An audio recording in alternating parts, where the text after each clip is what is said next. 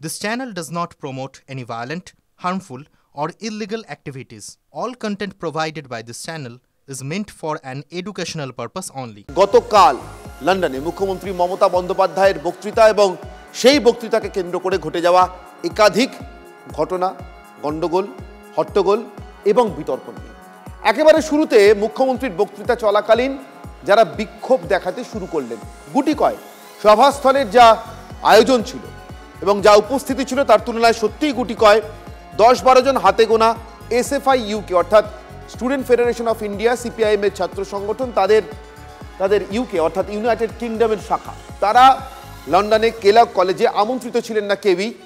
College কর্তৃপক্ষ পরবর্তী সময় জানান, কিন্তু মুখ্যমন্ত্রীর এই ভাষণ চলাকালীন তারা হঠাৎ উঠে দাঁড়িয়ে পোস্টার শো করে পোস্টার দেখিয়ে মুখ্যমন্ত্রীর বক্তৃতা বা ভাষণের মাঝখানেই তাকে লাগাতার একের পর এক প্রশ্ন করতে শুরু করেন।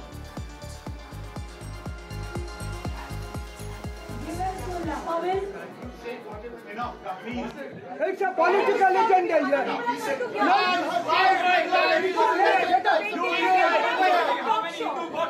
I was about to die. Have a look and tell your party to be more. I don't.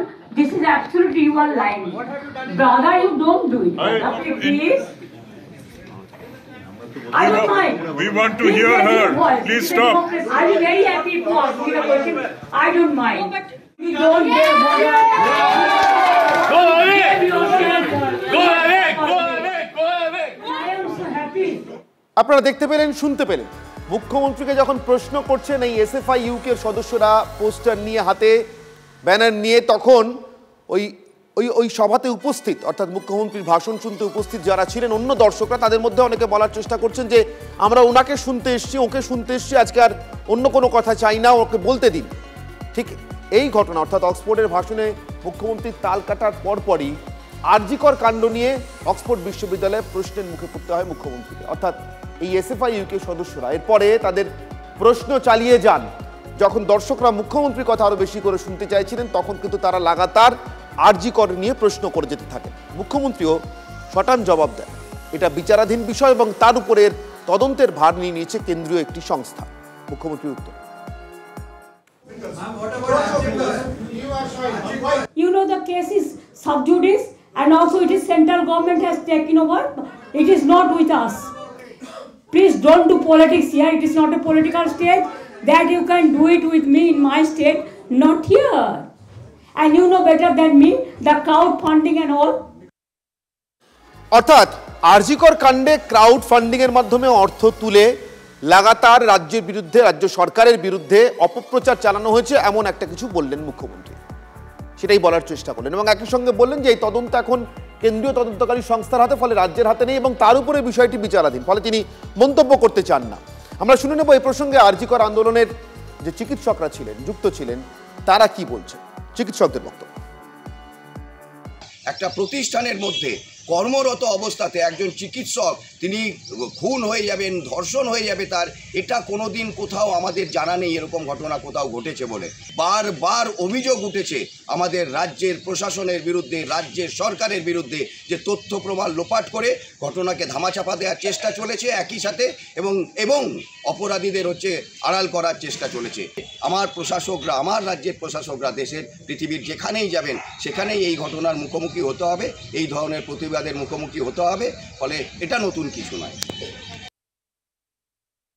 যে প্রশ্নটা বারবার উঠছে যে আপনি তিলোত্তমার ঘটনাতে আপনার সুনির্দিষ্ট পদক্ষেপ কি, দ্বিতীয় তিলোত্তমা যাতে না হয়, নবান্নের সভায় গিয়ে আমাদের সাথে যে মুখ্যমন্ত্রীর বৈঠক, সেই বৈঠকে সুনির্দিষ্টভাবে আমরা কিছু দিক নির্দেশ রেখেছিলাম। আমরা বলেছিলাম যে থ্রেড কালচারকে সম্পূর্ণরূপে বিনাশ করতে হবে। আমরা বলেছিলাম স্বাস্থ্য দুর্নীতিকে সম্পূর্ণরূপে উপরে নিগড়ে ফেলতে হবে। তাহলে এই জায়গাগুলোতে যে সুনির্দিষ্ট সদর্থক ভূমিকা বা পদক্ষেপ নেওয়ার প্রয়োজন ছিল, সেই পদক্ষেপগুলো আমার মনে হয় আমরা সুনির্দিষ্টভাবে এখনো দেখতে পাচ্ছি না। অর্থাৎ এ রাজ্যে এখনো পর্যন্ত আন্দোলনরত চিকিৎসকদের মধ্যে অসুয়া আছে, তাদের মধ্যে এখনো অপ্রাপ্তি আছে, তাদের অসন্তোষ রয়েছে। কিন্তু সরাসরি বিলেতের মাটিতে লন্ডনে দাঁড়িয়ে মুখ্যমন্ত্রীকে এইভাবে প্রশ্ন করা এবং আরজিকর কাণ্ড নিয়ে প্রশ্ন করে তাকে বিড়ম্বনা বা বিড়ম্বনার মধ্যে ফেলতে চাওয়ার চেষ্টা করা বা বিব্রত করার চেষ্টা করা, সেটা কি রাজনৈতিকভাবে খুব উপযোগী? শুনে নেব কি বলছেন বিজেপির মুখপাত্র স্বাতী সেনাপতি আমার সঙ্গে রয়েছেন। স্বাতী, যারা বিক্ষোভ দেখিয়েছেন, নমস্কার স্বাতী, যারা বিক্ষোভ দেখিয়েছেন তারা রাজনৈতিক মতে বা পথে আপনাদের একেবারে উল্টো শিবিরের লোক। এই বিক্ষোভকে আপনারা কি চোখে দেখছেন? নমস্কার। দেখুন, কোনো একজন আমাদের দেশের প্রতিনিধি বা রাজ্যের প্রতিনিধি, মুখ্যমন্ত্রী, তিনি যখন দেশের বাইরে যান, তো সেক্ষেত্রে আমরা একটা দেশ হিসেবে তিনি রিপ্রেজেন্ট করছেন। মানে আমার রাজ্যের মুখ্যমন্ত্রী তিনি, আমারও মুখ্যমন্ত্রী, আপনারও মুখ্যমন্ত্রী, যারা আইসিএফআই যারা আছেন বা যারা ওখানে বিক্ষোভ দেখেছেন, তো আমি শিওর তাদেরও সবার মুখ্যমন্ত্রী তিনি। যখন কোনো একজন মুখ্যমন্ত্রী বা দেশের কোনো প্রতিনিধি বাইরে যাচ্ছেন, বাইরের দেশে যাচ্ছেন, তিনি দেশকে প্রতিনিধিত্ব করছেন, তো তার অপমান মানে দেশেরও অপমান, এটা আমরা মনে করি। কারণ যখন এই ঘটনা বারবার ইউটিউবে আসছে, বলা হচ্ছে পশ্চিমবঙ্গের মুখ্যমন্ত্রী ভারতের একটি রাজ্যের মুখ্যমন্ত্রী, মানে দেশের নাম আসছে, রাজ্যেরও নাম আসছে। এক্ষেত্রে পুরো বিষয়টা যেটা হয়েছে সেটা কোনো মতেই সুখকর নয় পুরো ব্যাপারটা।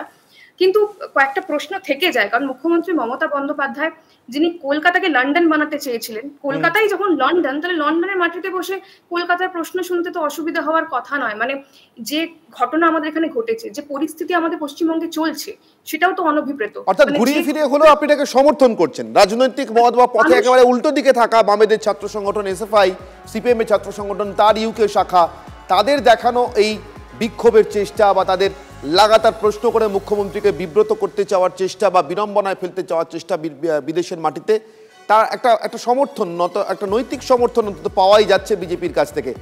দিলীপ ঘোষ, রাজ্য বিজেপির প্রাক্তন সভাপতি, কি বলছেন শুনবো। আমি আগেই বলেছিলাম যে যাচ্ছেন বিদেশ ভালো, কিন্তু আরজি কর নিয়ে প্রশ্ন করলে কি উত্তর দেবেন ঠিক করে যান, কারণ ওনার কাছে প্রশ্নের উত্তর নাই। তো লেনা কো দেনা পড়ে গিয়া, গেলেন কিছু করতে, এলেন ব্রিটিশদের এত প্রশংসা করলেন, কিছু কোনো লাভ হলো না। উনি ভাবছেন যে ব্রিটিশদের প্রশংসা করলে বোধহয় এখানে ইনভেস্টমেন্ট চলে আসবে, অনেক টাকা আসবে, কিছুই না। তাদেরই হাঁড়ি, মানে কি ভাতের হাঁড়িতে ভাত নেই, ভাঁড়ে মা ভবানী, তারা পশ্চিমবাংলায় কি ইনভেস্ট করবে? সাথী, আপনার কাছে আমার আজকের জন্য শেষ প্রশ্ন। দিলীপ বাবুর বক্তব্য যা শুনলাম, ভারতের কোন রাজ্যের মুখ্যমন্ত্রী কি যে কোনো সফরে বিদেশে যদি যান, পৃথিবীর যে দেশেই যান, তাকে কোনো প্রশ্ন ফেস করতে হবে না? তার রাজ্যের সব কাজ সম্পূর্ণ হয়ে গেছে এমন তো নয়, তার রাজ্যে কোনো বিক্ষোভ নেই, কোনো বিতর্কিত ঘটনা নেই এমন তো নয়। তাহলে এবার তো এটা নিয়ম দাঁড়িয়ে যেতে পারে যে যখন বিদেশে যাবেন সেখানে তাকে এই বিক্ষোভের মুখে পড়তে হবে। তখনও কি আপনারা একই সুরে কথা বলবেন? দেখুন, বিষয়টা মানে যেটা আপনি বলছেন ঠিক আছে, মানে বিক্ষোভের মুখে পড়তে হবে। এই রাজ্যে যেটা ঘটে চলেছে এবং যেটা আমরা গতকাল দেখলাম, সেটা মানুষের স্বাভাবিক স্বতঃস্ফূর্ত প্রতিক্রিয়া। মানে এই রাজ্যে আমরা প্রশ্ন করতে পারি না, প্রশ্ন করলে পুলিশ তুলে নিয়ে চলে যায়। মোথাবাড়ির ঘটনা নিয়ে প্রশ্ন করলে বা ফেসবুকে লিখলে সরাসরি পুলিশের কাছে আপনাকে তলব করা হয়। কিন্তু যখন কোনো একটা ধর্ষণের মতো ঘটনা ঘটে যায়, তখন কিন্তু আমরা দেখি না পুলিশ এত সক্রিয়ভাবে কোনো রকম স্টেপ নিচ্ছে বা কিছু। কিন্তু এখানে কয়েকটা খটকা আছে, আমি একটু সময় নেব আপনার কাছে। মানে মুখ্যমন্ত্রী মমতা বন্দ্যোপাধ্যায় প্রথমে আমরা দেখলাম অক্সফোর্ডে যাচ্ছে, তৃণমূলের তরফে প্রচার করালো, সরকারের তরফে প্রচার করালো, খুব ভালো কথা। পরে জানা গেল উনি অক্সফোর্ডে যাচ্ছেন না, উনি অক্সফোর্ডে একটি অনুমোদিত কলেজ কেলগ কলেজে বক্তব্য রাখতে যাচ্ছেন, সবই ঠিক আছে। এবং তারপর উনি বক্তব্য রাখতে শুরু করলেন, এবং তারপরে যে ডামাডোল পুরো বিষয়টা, আমাদের কাছে এটা মনে হচ্ছে কোথাও গিয়ে এটা স্ক্রিপ্টেড নয় তো। তার কারণ আপনি, আমি, কোনো ব্যক্তি, মানে যে কোনো ব্যক্তি বলুন, ওনার বক্তব্যের মাঝখানে আমি দেখাচ্ছিলাম উনি একটা ফটোগ্রাফ এরকম বের করে দেখাচ্ছেন, আপনারা আমাকে মারতে চেয়েছিলেন, এই দেখুন মাথা ফাটিয়ে দিয়েছিলেন আপনারা। আচ্ছা, একটা কথা বলুন তো, মানে আমি আপনাদের মাধ্যমে তৃণমূলের বাকি যারা আছেন তাদের কাছেও প্রশ্ন রাখবো, মুখ্যমন্ত্রী মমতা বন্দ্যোপাধ্যায়ের কাছেও প্রশ্ন রাখবো। মানে আমরা কেউ কি এরকম 25-30 বছর 50 বছর আগের কোনো ফটোগ্রাফ নিয়ে ঘুরে বেড়াই? মানে মুখ্যমন্ত্রী মমতা বন্দ্যোপাধ্যায় কি জানতেন ওখানে তার সঙ্গে এরকম ঘটনা ঘটতে পারে, তাকে এরকম ভাবে প্রশ্নের মুখোমুখি হতে পারে, এবং যে প্রশ্নের প্রেক্ষিতে তিনি ওই ছবি বার করে দেখাবেন? মানে পুরো বিষয়টাতে ওই ফেলুদার কথাই বলতে হচ্ছে। একটা খটকা তো রয়ে যাচ্ছে। বেশ, স্বাতী সেনাপতিদের কাছে এখন একটা খটকা থেকে যাচ্ছে, মুখ্যমন্ত্রীকে লাগাতার প্রশ্ন করে যাওয়া, বিদেশের মাটিতে বিলম্বিত করতে চাওয়ার এই চেষ্টার মাঝখানে এসএফআই ইউকে একেবারে উল্টো শিবিরে রাজনৈতিকভাবে দাঁড়িয়ে থাকা বিজেপির, তাদের এই চেষ্টার মাঝখানে শুধু যে আরজিকর কাণ্ড নিয়ে প্রশ্ন এসছে তা নয়। মুখ্যমন্ত্রী বিদেশে গিয়েছেন, শিল্পের সন্ধানে গিয়েছেন, তিনি নিজে বলেছেন শিল্পপতিদের সঙ্গেও বিদেশে তিনি বৈঠক করবেন এবং এ রাজ্যে বিনিয়োগ আনার চেষ্টা করবেন। ফলে এসএফআই ইউকে সদস্যরা সম্ভবত তাদের রাজনৈতিক জ্বালাবশতই তারা পাল্টা প্রশ্ন ছুড়ে দিয়েছেন, সিঙ্গুর থেকে টাটা কেন চলে গেলেন, সেই প্রশ্ন আর মুখ্যমন্ত্রীর উত্তর।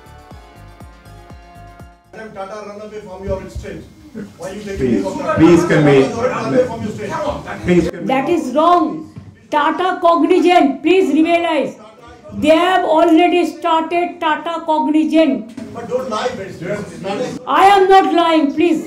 my brother, please listen. Please listen carefully. I'll be very happy if you ask me the question. I don't mind. Please see the Cognizant, the Tata, they have set up their industry in Kharagpur.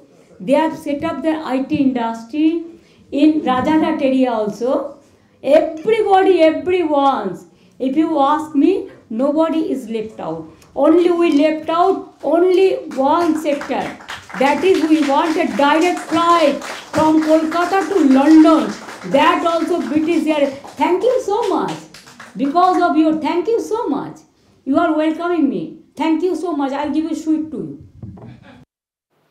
অর্থাৎ সিঙ্গুর থেকে টাটারা চলে গেল, তারপরে রাজ্যে একাধিক বিনিয়োগ এসছে টাটাদের বিভিন্ন সংস্থার হাত ধরে। অতএব টাটাদের সিঙ্গুর থেকে বিদায়টাই যে রাজ্যে বিনিয়োগের বাধা, এটা উড়িয়ে দিয়েছেন মমতা বন্দ্যোপাধ্যায় রাজনৈতিকভাবে এবং তথ্য তুলে ধরে। অর্ক নাগ আইনজীবী এবং তৃণমূল সমর্থক আমার সঙ্গে রয়েছেন, সাথীও রয়েছেন আমার সঙ্গে এই বিষয়টি নিয়ে আরেকবার কথা বলবার জন্য। অর্ক, আমি আপনার কাছে একটা প্রশ্ন করব। মুখ্যমন্ত্রী মমতা বন্দ্যোপাধ্যায় কালকে যে কায়দায় উত্তর দিয়েছেন এসএফআই ইউকের বক্তব্যে, একটু আগে সাথী বলছিলেন মুখ্যমন্ত্রী ছবি দেখানোর প্রসঙ্গে, কোথাও কি মুখ্যমন্ত্রী প্রিপেয়ার্ড ছিলেন? এই ধরনের বক্তব্য আসতে পারে, এ ধরনের প্রশ্ন আসতে পারে।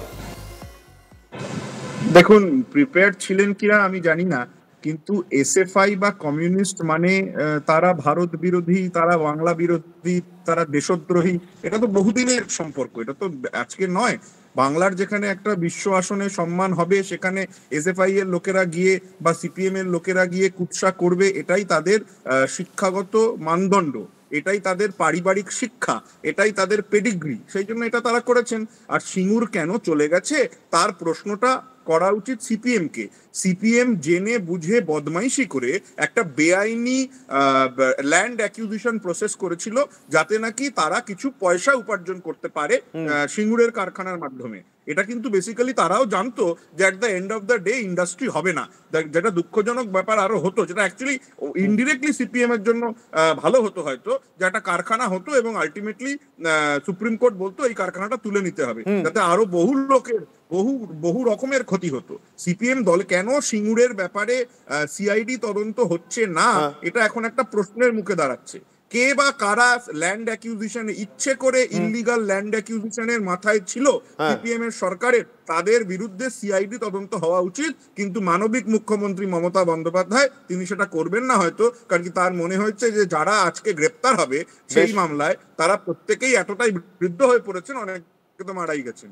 বেশ, অর্ক আমার সঙ্গে থাকুন। সাথী, অর্ক যা বলছেন তাতে করে মুখ্যমন্ত্রী রাজনৈতিক প্রতিশোধ নিতে চাননি, রাজনৈতিক কারণে প্রশাসনিক প্রতিশোধের রাস্তায় হাঁটেননি।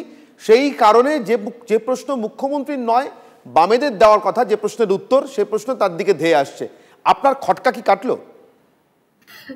না, আমি একটু প্রথমেই শুধরে দিই। আমি বলতে চেয়েছি খটকা মানে এটা কোনো বৃহত্তর চিত্রনাট্যের অংশ নয় তো। মানে আমরা যেরকম দেখেছিলাম এর আগে নো ভোট টু বিজেপি, মানে বামেদের প্রাসঙ্গিক করে দেওয়ার জন্য মুখ্যমন্ত্রী মমতা বন্দ্যোপাধ্যায় বারবার এনে দিয়েছে ফিশ ফ্রাই জোট। আমরা বারবার দেখতে পাই বিষয়টা, মানে এর আগেও দেখেছি তৃণমূলকে সুবিধা করে দেওয়ার জন্য লেজার এভিল থিওরি এরা এনেছিল, এবং পরবর্তীকালে দেখতে পাই নো ভোট টু বিজেপির যিনি পুরোধা, তাকে আমরা দেখলাম মুখ্যমন্ত্রী মমতা বন্দ্যোপাধ্যায় ড্যাং ড্যাং করে রাজ্যসভায় পাঠিয়ে দিলেন। তো আমাদের কোথাও মনে হচ্ছে সম্ভবত, মানে আমার মনে হচ্ছে সম্ভবত 2026-এর আগে বামেদের হয়তো প্রাসঙ্গিক করে দেওয়ার জন্য মুখ্যমন্ত্রী আমার সঙ্গে থাকুন সাথী। অর্ক, এটার উত্তর?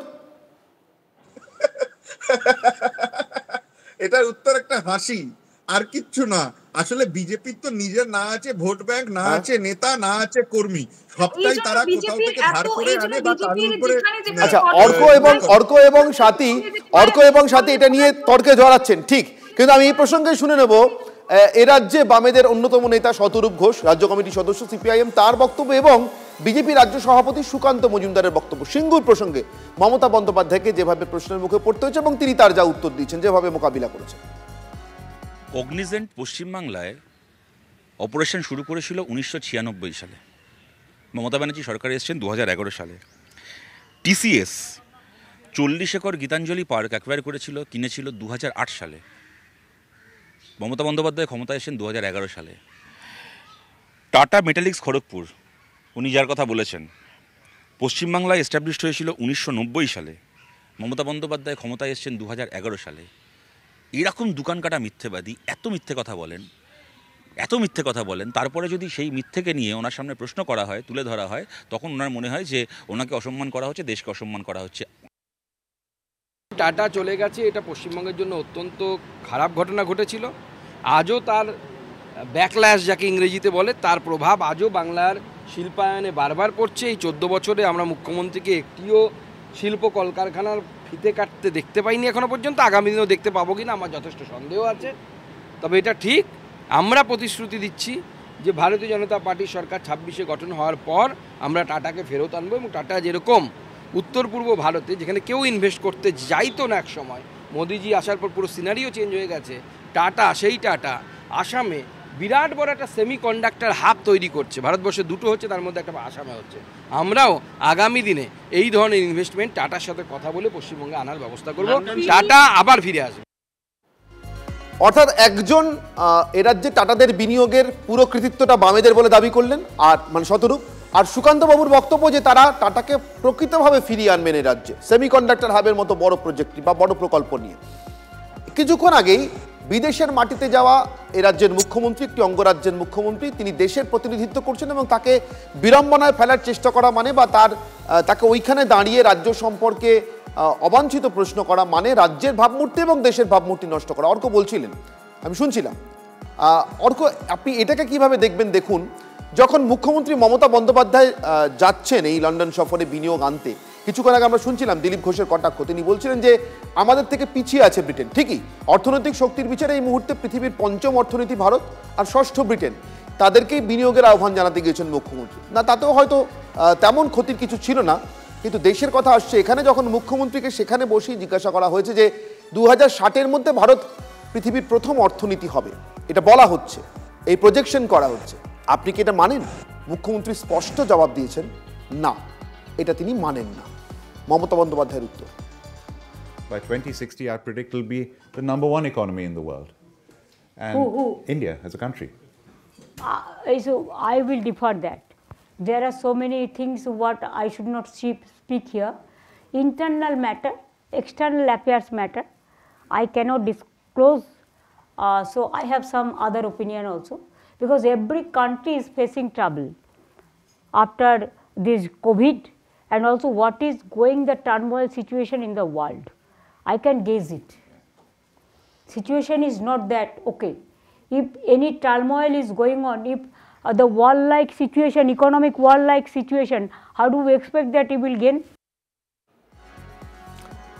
এক্সটার্নাল অ্যাফেয়ার্স মানে বিদেশ নীতির অংশ, ইন্টারনাল ম্যাটার মানে অভ্যন্তরীণ বিষয়, এসব কিছু বলার পরেও কিন্তু মমতা বন্দ্যোপাধ্যায় বলবো না করতে করতে এটা বলে দিয়েছেন যে তিনি ডিফার করেন, অর্থাৎ তিনি এটা বিশ্বাস করেন না 2060-এ ভারত পৃথিবীর প্রথম অর্থনীতি হবে। অর্ক, এসএফআই ইউকেকে যদি আপনি যেমনটা বলছেন রাজ্য বিরোধী বা দেশ বিরোধী বলি, তাহলে মমতা বন্দ্যোপাধ্যায়ের এই মন্তব্যকে বিজেপির পক্ষ থেকে কি বলা হচ্ছে আপনাকে একবার শোনাই, তারপর আমি আপনার উত্তর নেব। বিজেপির বক্তব্য, উনি যেভাবে ভারতবর্ষের মাটির বাইরে গিয়ে ভারতবর্ষের ক্ষতি করার চেষ্টা করছেন, ওখানে বলছেন সাংবাদিকরা বলছে যে অমুক রিপোর্ট অনুসারে ভারতবর্ষে 1 নম্বর অর্থনীতি হতে চলেছে আগামী দিনে, মুখ্যমন্ত্রী বলছে আই ডিফার। আপনি পশ্চিমবঙ্গ ভারতবর্ষের কোনো অঙ্গরাজ্যের রাজধানী, অঙ্গরাজ্য না তার বাইরের কোনো কিছু? আপনি তার মুখ্যমন্ত্রী না অন্য কোনো দেশের মুখ্যমন্ত্রী? আমরা তো সেটা বুঝতে পারছি না। অন্য কোনো দেশের রাজ্যের মুখ্যমন্ত্রী। আপনি ভারতবর্ষের বিরোধিতা করছেন ভারতবর্ষের মাটির বাইরে গিয়ে, অন্য দেশের মাটিতে দাঁড়িয়ে, দেশদ্রোহিতার কাজ। এই কাজ একজন মুখ্যমন্ত্রী সংবিধানের শপথ নিয়ে করা উচিত। আমি যদি বিদেশে যাই, আমি কিন্তু আমার স্টেটের বিরুদ্ধে গিয়ে কথা বললেও তার একটা সীমা থাকবে, তার বাইরে বলবো না। কিন্তু আপনি ভারতবর্ষ পৃথিবীর 1 নম্বর অর্থনীতি হবে, ভারতবর্ষ অর্থনীতিতে ভালো কাজ করছে, আর আপনি বলছেন আই ডিফার। এটা কী ধরনের কথাবার্তা? অল্প উত্তর চাই, প্রতিক্রিয়া। দেখুন, প্রথম কথা হচ্ছে এসএফআই প্রশ্ন করাতে কোনো আপত্তি নেই। এসএফআই ইউকে ওখানে প্রশ্ন করতে তো যায়নি, তারা ওখানে একটা নাটকের অংশতে পার্টিসিপেট করছিল, যাতে নাকি এটা এমন নাটক করা যায় যাতে নাকি মুখ্যমন্ত্রী বিড়ম্বনায় পড়েন। মুখ্যমন্ত্রীর এই উত্তর অর্থনীতি প্রসঙ্গে বলছি। দ্বিতীয় কথা হচ্ছে, আপনি যদি আজকে বলেন যে ভারতবর্ষ 5ম অর্থনীতি হয়েছে, কোনো অসুবিধা নেই, কিন্তু আপনাকে দেখতে হবে যে 1 নম্বর অর্থনীতি যারা, যে দেশগুলো সম্পর্কে আমরা ওয়াকিবহাল থাকি, আমরা জেনারেলি আমেরিকার কথা বলি, ইনফ্রাস্ট্রাকচার ওয়াইজ আপনি অনির্বাণদা, আপনিও বাড়ি থেকে গাড়ি করে অফিসে আসেন, আমিও বাড়ি থেকে গাড়ি করে কোর্টে যাই, আমরা কি সেই আমেরিকান ইনফ্রাস্ট্রাকচারকে ম্যাচ করতে পারছি? আমার মনে হয় মুখ্যমন্ত্রী যেটা বলেছেন সেটা একটা তার as a head of the government এড়িয়ে যেতে পারতেন, তর্ক এড়িয়ে যেতে পারতেন। ইন্টারনালি দেশের ভিতরে এটা নিয়ে আপনি আমি তর্ক করতেই পারি, ব্রিটেনে কেউ টেলিভিশন খুলে দেখছে না, এড়িয়ে যেতে পারতেন। অনির্বাণ দা, আপনি আমাকে একটা কথা বলুন, সুকান্ত মজুমদার যেই রাজনৈতিক দলের পার্ট, সেই রাজনৈতিক দলের নির্বাচিত বিরোধী দলনেতা বলেন যে সংখ্যালঘুদের চাই না, সংবিধান বিরোধিতা করেন, সেই দলের থেকে কি আমরা দেশের মানে দেশদ্রোহিতার ডেফিনিশন? সাথী উত্তর দেখুন, উনি হয়তো মানে আমি জানি না, ওনার হয়তো স্মৃতিশক্তি কম হতে পারে। এই বাংলাতে দাঁড়িয়ে জনাব ফিরহাদ হাকিম, কলকাতার মেয়র, বলেছিলেন যে হিন্দুদেরকে ইসলামের এতে আনতে হবে, ছায়াতলে আনতে হবে। কবির যিনি, তিনি বলেছিলেন, আমরা দেখেছিলাম যে হিন্দুদেরকে কেটে, এখানে হিন্দুরা সংখ্যালঘু, আমরা 70%, হিন্দুদেরকে কেটে ভাগীরথীর জলে ভাসিয়ে দেওয়া যায়। আমার সময় একেবারে শেষ, ফুল এন্ড ফাইনাল আমাকে শেষ করতে হবে, কিন্তু আমার মনে হয় আমার দর্শক বন্ধুরা, প্রিয় দর্শক বন্ধুরা, আপনারা বুঝলেন লন্ডনের মাটিতে দাঁড়িয়ে মুখ্যমন্ত্রীকে প্রশ্ন করা, বিলম্বিত করার চেষ্টা করা, মুখ্যমন্ত্রীর উত্তর নানান প্রসঙ্গে, আরজি কর, দেশের অর্থনীতি, রাজ্যের অর্থনীতি, বিনিয়োগ, এই সব কিছু ছাপিয়ে কিন্তু শেষ মুহূর্তে ফুল অ্যান্ড ফাইনালি কি চলে এলো দেখলেন তো? সেই হিন্দুত্বের কথা, সেই সাম্প্রদায়িক রাজনীতির কথা, সেই ধর্ম ধরে রাজনীতির কথা। অতএব আমার মনে হয়েছে এ রাজ্যের আপাত ধর্মীয় রাজনৈতিক সমীকরণে চোরা না শুনে ধর্মের কাহিনী, ধর্ম হচ্ছে অন্য ধর্মের কথা বলছি, এটা আসলে বিনিয়োগের ধর্ম, শিল্পের ধর্ম, উন্নয়নের ধর্ম, যার থেকে আমরা এখন শত যোজন দূরে রাজ্যের মুখ্যমন্ত্রী বিদেশের মাটিতে প্রশ্নের সম্মুখীন হলে তা নিয়ে তর্ক করতে গিয়েও আমরা সেই ঘুরে ফিরে ধর্মের রাজনীতিতে ঢুকে পড়ছি।